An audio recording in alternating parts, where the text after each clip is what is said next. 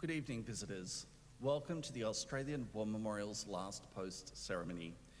My name is Troy Clayton, and joining us today from the Royal Australian Air Force is Group Captain David Glasson.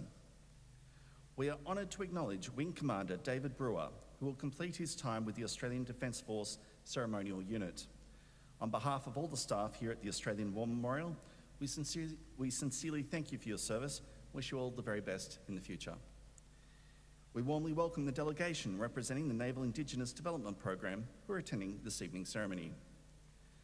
We welcome the veterans who have served, those that are still serving, and their families that love and support them. We also acknowledge the members of the RSL Services Clubs Association, RSL Victoria, and RSL Queensland who are watching this ceremony broadcast across Australia. During this evening's ceremony, wreaths will be laid at the base of the Pool of Reflection by visitors as well as students on behalf of the following schools. From New South Wales, Our Lady of Lourdes Primary School from Seven Hills, and from Victoria, St John's Lutheran School from Geelong. Australia's Federation Guard is the tri-service ceremonial unit of the Australian Defence Force. They provide a ceremonial presence at civil and military events and during visits to Australia by foreign dignitaries. The Guard will now dismount the catapult party from the tomb of the unknown Australian soldier.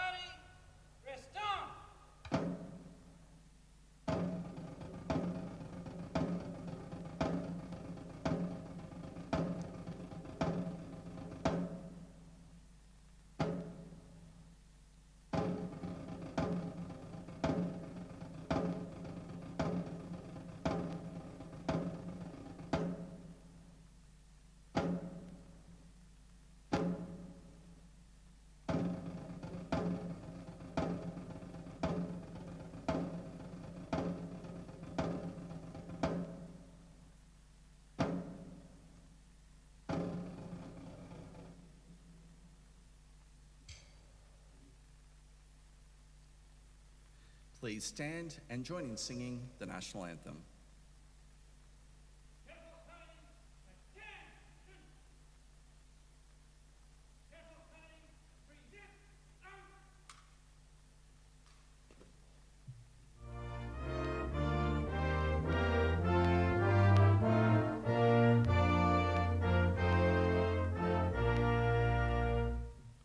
Australians, oh, let us rejoice, for we are young.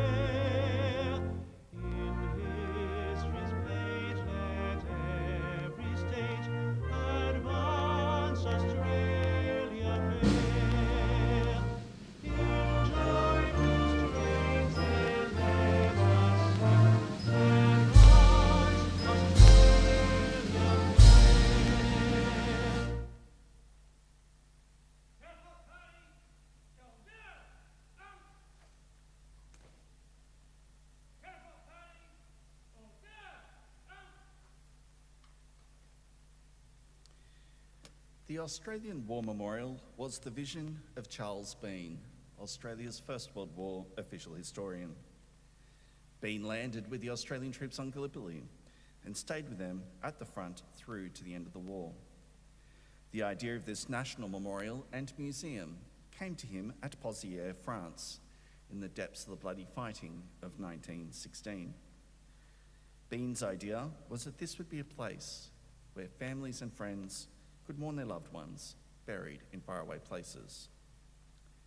It would also be a place that could help all Australians understand what these men and women had endured and what they had done for us. Bean's vision, to which we remain true, is best expressed as inscribed in the entrance to the memorial's galleries. Here is their spirit, in the heart of the land they loved, and here we guard the record which they themselves made. Tonight, we will read the story behind just one of those on the Roll of Honour, which lists the names of more than 102,000 men and women who have given their lives for us in war and on operations for more than a century. But first, we present a lament, Flowers of the Forest. Wreaths or floral tributes will now be laid at the base of the Pool of Reflection.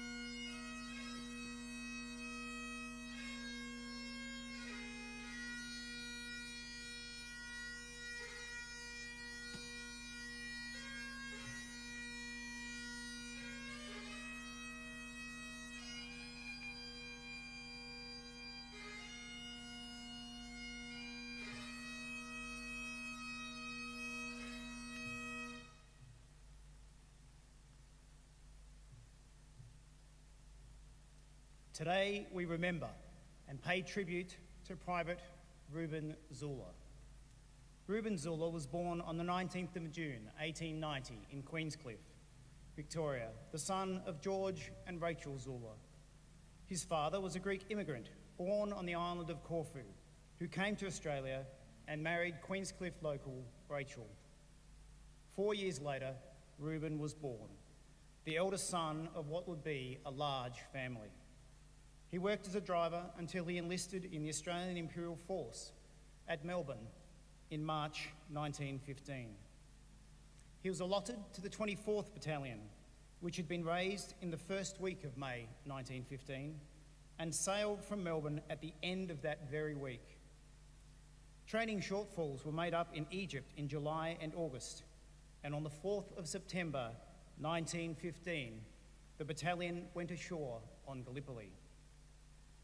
It spent the next 16 weeks sharing duty in the Lone Pine trenches with the 23rd Battalion. The fighting at Lone Pine was so dangerous and exhausting that the battalions rotated every day. Reuben Zula reportedly suffered from shell shock on Gallipoli, and when he returned during the evacuation of the peninsula in December, he continued to suffer from a variety of service-related medical issues. In March 1916, he was diagnosed with gastritis and was not able to return to duty until early April. In October, he was again admitted to hospital, and this time spent time in England for treatment.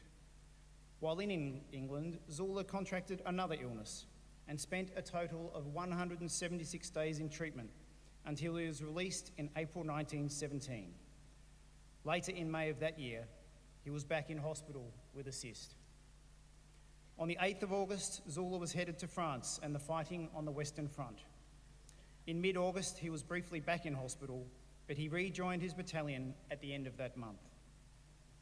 Earlier in May, the battalion had taken part of the Second Battle of Bullecourt, where, despite being involved for only a single day, it suffered 80% casualties. The AIF was now focused on the Ypres area in Belgium. It was here, on the 20th September 1917, that Reuben Zula was killed in action. Zula was on the Bellaweda Ridge, about 4 kilometres east of Ypres, when he was hit in the back and killed by shell fire. He was buried nearby, and his grave was marked with a wooden cross. His remains were later moved to Hoger Crater Cemetery, where they lie today. Reuben Zula's name is listed on the Roll of Honour on my right, amongst almost 62,000 Australians who died while serving in the First World War. A photograph of his headstone is displayed today beside the pool of reflection. This is but one of the many stories of service and sacrifice told here at the Australian War Memorial. We now remember Private Reuben Zula, who gave his life for us, for our freedoms, and in the hope of a better world.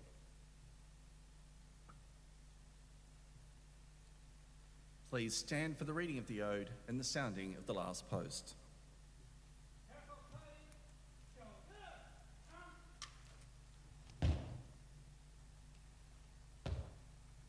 They shall grow not old as we that are left grow old. Age shall not rue them, nor the years condemn. At the going down of the sun and in the morning, we will remember them. We'll remember them. Careful party, present arms.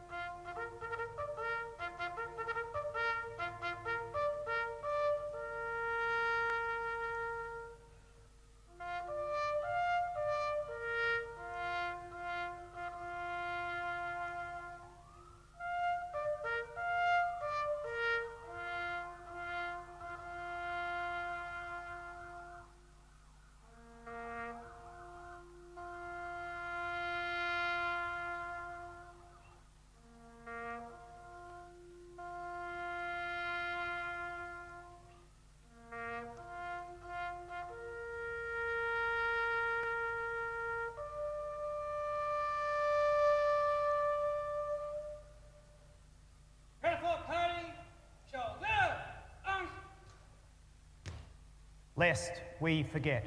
Lest we forget.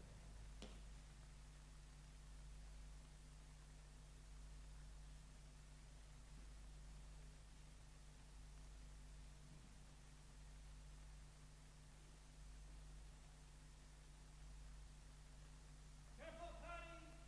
In blue! Pin! Careful, party! Quick! March!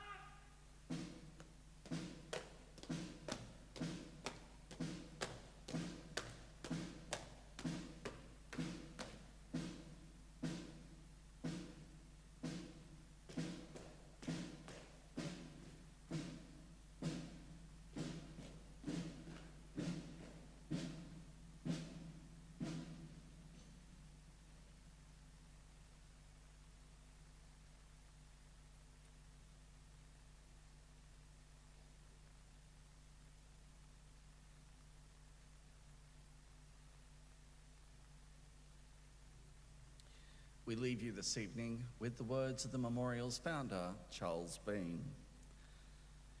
Many a man lying out there at Poziere or in the low scrubber Gallipoli with his poor, tired senses barely working through the fever of his brain has thought in his last moments, well, it's over. But in Australia, they will be proud of this. Ladies and gentlemen and students, that concludes the last post ceremony. We'd like to thank you for visiting the Australian War Memorial and wish you all a very good evening. Thank you.